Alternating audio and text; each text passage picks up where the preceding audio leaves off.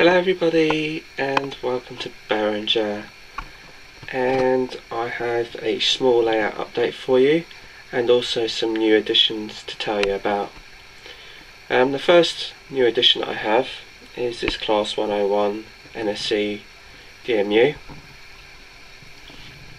Now, there was a brief sort of view of it a little while ago, probably about a month ago, so it's been sitting around and also been testing on my new offered on the hill station. It's a Lima version, not a Batman version, so it costs a lot less, and it's also in the correct livery, which was the Network Southeast livery, which if I just zoom out you can see. But it's had some modifications to it. The first modification it's had is basically, as you can probably tell, I've cut the couplings off the two ends at the front here. On the Lima locos they always tend to be kind of cumbersome, and since I'm not planning on pairing this two-car unit up, I cut them off. The other thing I wanted to do is I also replaced the buffers on all the ends of this two-car DMU, and basically these are two slightly bigger ones, which is, looking at the photographs of the actual unit itself, they do have bigger buffers as opposed to the smaller ones that Lima provided, and they didn't look very realistic, so I took them off. And these ones have come from Helgen, my Helgen Class 47s, which I own a few of. And basically you always get the detailing packs and extra buffer beams, and basically that's where these buffers have come from, and they just slot right in. I had to make a small modification by cutting the end off because they're a bit too long, but they fit nicely nonetheless.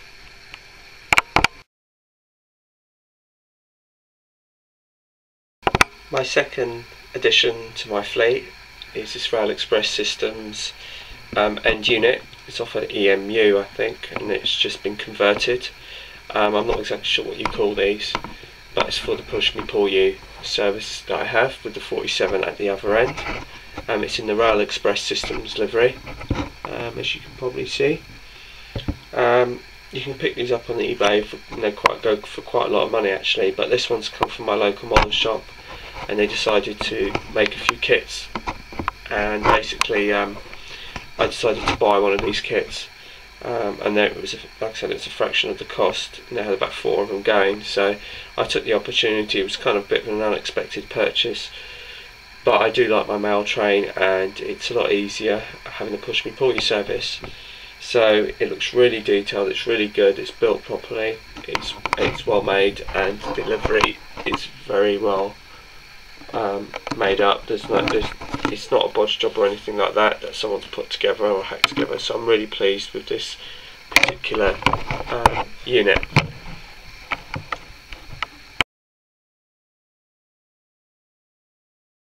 The next loco in my fleet that's turned up is this Class 60 in the mainline livery, before they branded it in the all blue livery. And it's 60077 I should say, and it's called Canisp. One of the features of this particular loco is that it has a nameplate on just one end instead of both ends like a lot of locos.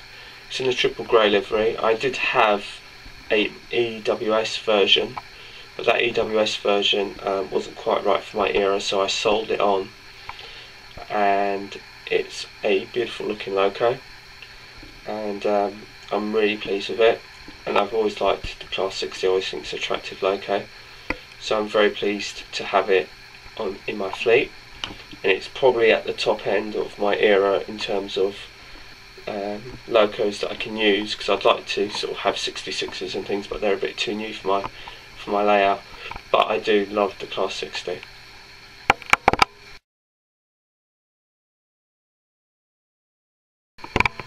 The last member of the fleet, which has been introduced, and this is the latest recruit, is this Class 25 in the BR green livery, and it's a 25 free, and it's D7645, and I have to say I've always wanted a class 25 in my fleet. I've always liked the locos. I have a vague recollection of it when I was a kid, and my dad bought me a HST set, and it came with the latest Hornby catalogue, and there was a picture of a 25, albeit in blue, and I really did like it, and I really wanted to get one. Also, those of you might be familiar with the Northeastern Railway series that's on a Sunday morning, and occasionally he runs his 25s, got quite a few green 25s, and I always like that running on the layout. So although I'm sort of known for my modern image kind of more later period, I'm using this particular 25 as well as my green 37 with my rake of Mark 1 maroon coaches on rail tour duties, and it's really had a little run, so I'm really pleased with it, and yeah, it's going to look lovely on my layout. I'm really pleased with it.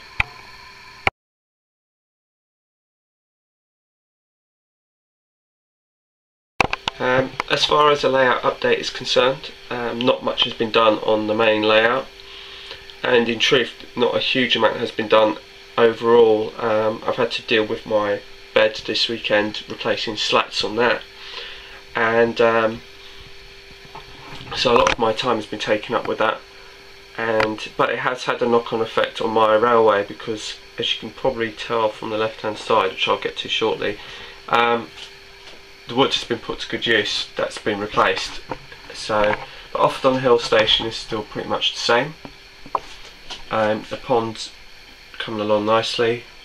I'm really pleased that it's my first attempt. It's not quite finished yet, but we're getting there. Offerdon Hill is now going to go off into the distance, and as you go down, it will go all the way down along the end of the kitchen. I have these two Intercity Mark II coaches just to represent length more than anything else. I have actually had the DMU running all the way to the end here, to the new shot section, and but obviously that will be done and dealt with at some point as we go further along. It's built in the same way as the crossover bridge section for my window in the bay window. These slats here have come from my bed, which have been the remaining bits, so they've been put to good use. So all the wood has been recycled, and that basically is a big cross piece to hold it all together. There's another spare bit of slat there, that's also come from my bed. Also, this whole wood section from the top has also come from my bed. Like I said, this is a lightweight construction, and it wasn't really suitable for my bed, so I've had to kind of replace it and put proper slats in it, but I've, like I said, reused all of the wood. So as far as the wood's concerned, it hasn't really cost me anything except for the slats that I've replaced for the actual bed itself. Like I said, the plan sort of that's occurring to me, the theme that I've got into my head so far, is to have a couple of sidings here, a 2-platform terminus, and that little short stubby section in the middle may very well be a third sort of short cut into the platform section for just a single car. That's sort of roughly where we're at the minute, but nothing concrete as such. And then obviously there'll be a backboard and a back seam that will run all the way along here, and obviously you won't be seeing any of that as well. That'll be all taken down. I'm not too concerned about the light coming in through the kitchen, in case any of you may be thinking, oh, you know, you're blocking off the kitchen light, because there is a lot of light that comes through in this side of the flat, and so that means that I'm never short of light in here, so it's not really going to be a problem. So I'm going to be looking forward to working on that at some point. I had a comment from Mr. Dinan or Mr. Dan, I can't remember, forgive me if I've got it wrong, about the size of the layout, and it seems to be ever increasing, but this will be its final length. From the end there to here is 2 meters, and this short section here of Offerdon Hill is probably about another half a metre, so it's about 2.5 meters here, and it's probably about another 2.5 meters or so going that way, or 3 meters going that way. And then if I sort of take you all the way along the back end of the layout, you'll see just how far it goes, and it sort of curves around and curves around and curves all around. And on this section on the end here, those of you who haven't seen it, there is a return loop to go on that, but there is still some work to be done on it, which is why there hasn't been any trains running. They're only running towards the station end. There's still a few bits and pieces on my layout. It needs a good tidy up, it needs a good clean as well, because it's a bit dusty from all the work I've been doing. But like I said, my two DMUs, the 108 and the 101, have both been up and down offered on the hill section and the new section, just to test out the track work and whether or not it's actually feasible.